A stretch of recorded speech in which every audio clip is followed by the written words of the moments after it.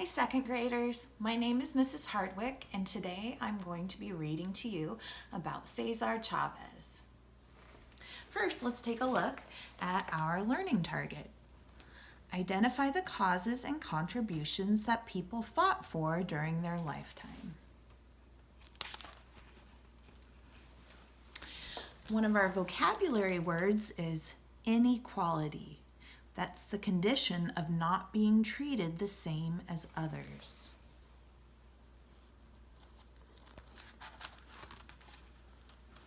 Segregation is the practice of keeping groups of people separate or apart due to reasons such as race. Activists, people who take some kind of action to achieve a goal. Suffrage, the right to vote.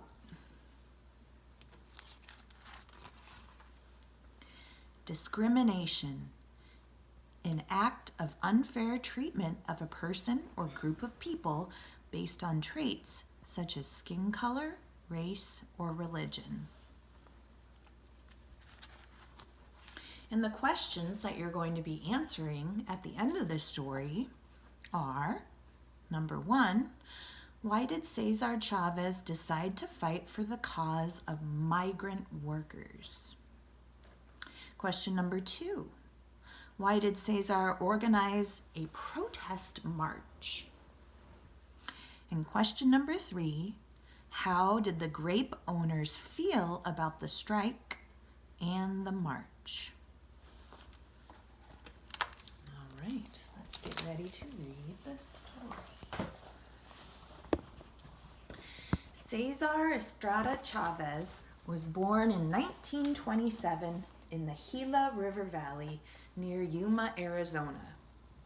As the second of 6 children, Cesar and his siblings loved to explore the golden desert landscape and to gaze up at the sparkling desert sky that seemed to stretch on forever. Cesar was named after his grandfather, who had come to the United States from Mexico in the 1880s. Cesar's grandfather had settled on a small ranch in the Gila River Valley. This was the very same ranch on which Cesar and his family now lived and worked. The Chavez family worked hard, and their farm was prosperous, which means it was thriving and it was making money. Then tragedy struck. Rain stopped falling in the Gila River Valley, first one year and then the next. Without rain, the crops could not grow, and the cattle died. This was also the time of the Great Depression, and Cesar's family, like so many others, lost their home. There was nothing else to do but to sell the ranch.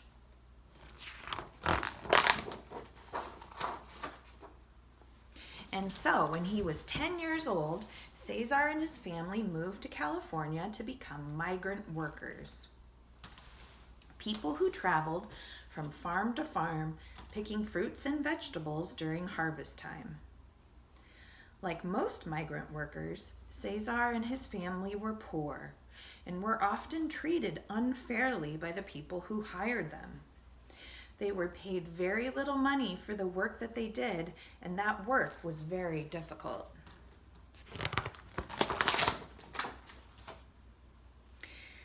Cesar and his family had to live in many different migrant worker camps.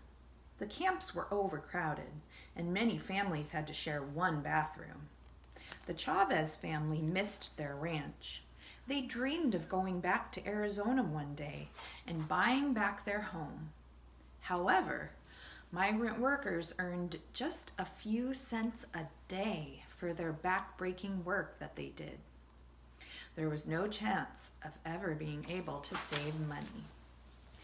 Cesar's family was considered to be Hispanic because they were originally from the Spanish-speaking country of Mexico. Hispanic, or Latino people, just like African Americans, faced discrimination and segregation.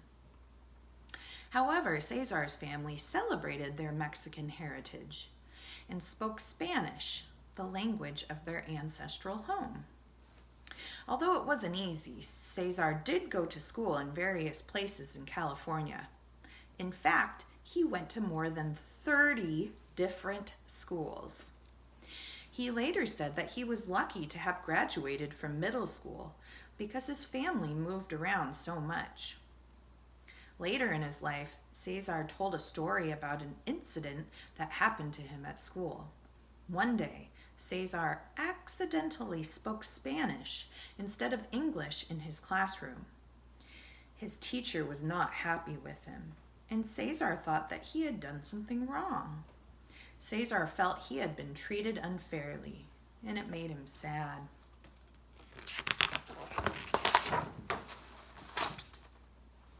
It was not possible for Cesar to go on to high school. He was needed to work in the fields. However, during World War II, Cesar wanted to serve his country. He joined the Navy, and his family was very proud of him. After 2 years in the U.S. Navy, Cesar returned to life as a migrant farm worker. Soon after his return, Cesar met and fell in love with Helen Fabella. The couple married and moved to San Jose, California.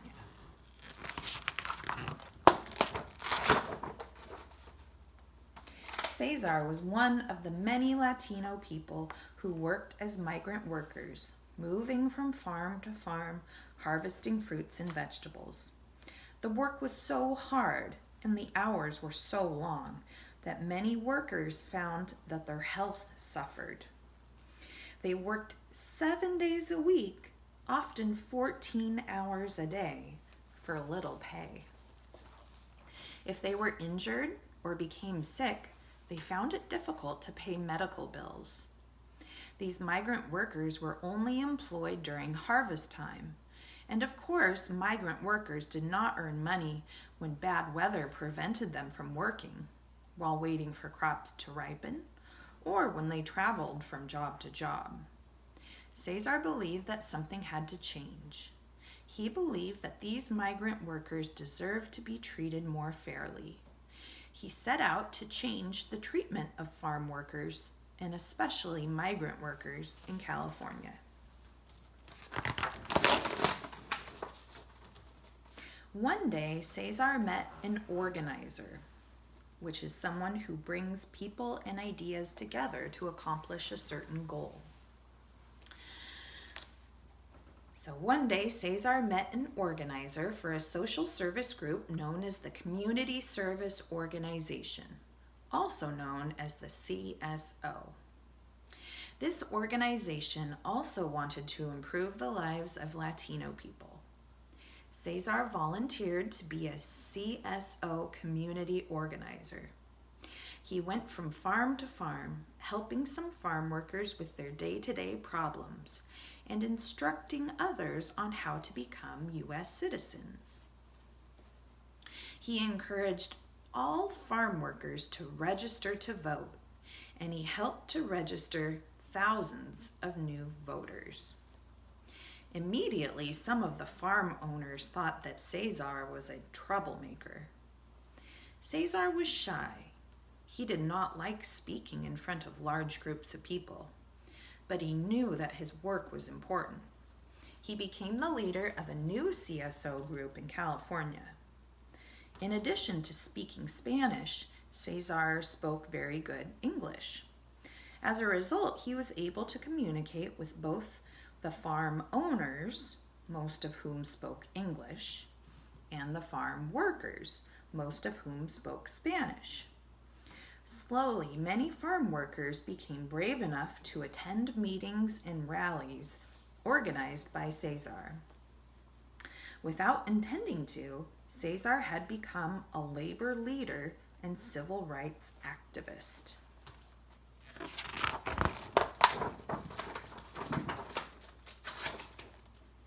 Cesar believed that all farm workers needed a union to represent their best interests.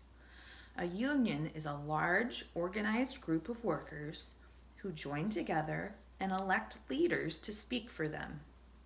The union leaders try to make sure the members' needs are being met. Cesar knew that a union would have the power to increase wages or pay and provide health care for farm workers. And so he and his friend Dolores Huerta decided to set up a union called the National Farm Workers Association. Cesar said, "You are never strong enough that you don't need help." And the union was intended to provide that help. Within 2 years, they had 1,000 members. Cesar thought Dr. Martin Luther King Jr. had the right idea about protesting in a nonviolent way. He decided to do the same thing. Cesar led marches, fasts, and boycotts, but never violent protests. So a fast is when a person does not eat for a period of time.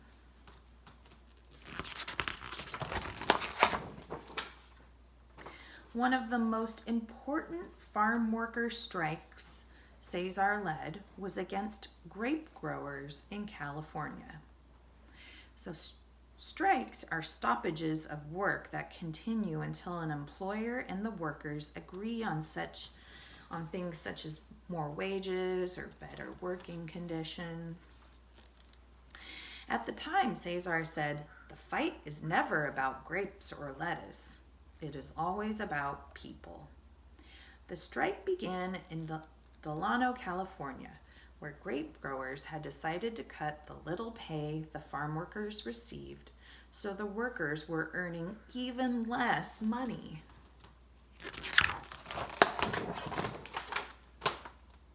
Cesar responded by organizing not only a strike, but a protest march too.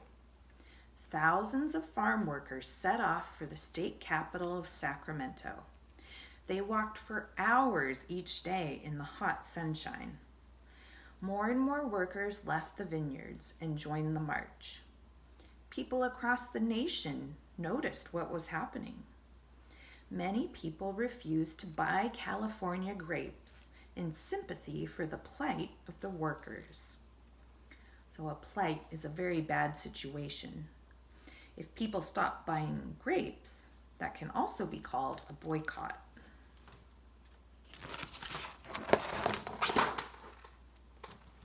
While farm workers were marching, they weren't harvesting the valuable grapes.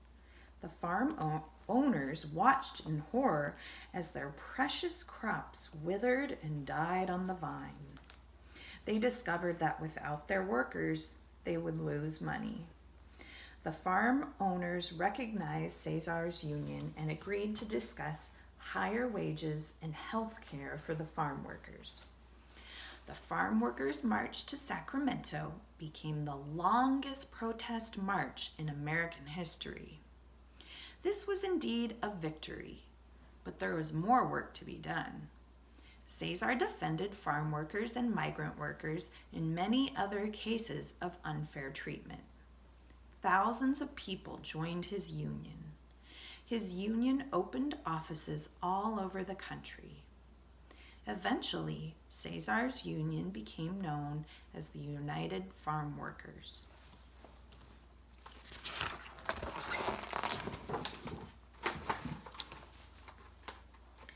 Later, the United Farm Workers protested against grape growers who used pesticides, or poisons intended to kill insects, mice, and rats on their crops. These pesticides harmed workers who harvested the grapes. Cesar called for another boycott of California grapes. Throughout his lifetime, Cesar dedicated himself to working for the rights of poor migrant farm workers who seemed to have no voice in society. So this doesn't mean they didn't actually have voices. It means they didn't have much power. So not many people listened to them. Cesar Chavez died in 1993. Thousands of people attended his funeral. 1 year after his death, Cesar was awarded the Presidential Medal of Freedom. the highest civilian honor in the United States. His wife, Helen, accepted the award. During his lifetime, Cesar often encouraged his fellow farm workers by saying, "Si se puede," yes, we can. And he certainly did. All right. Thank you for joining me for the story about Cesar Chavez. Don't forget to answer your questions and return them to your teacher. All right, thank you. Bye.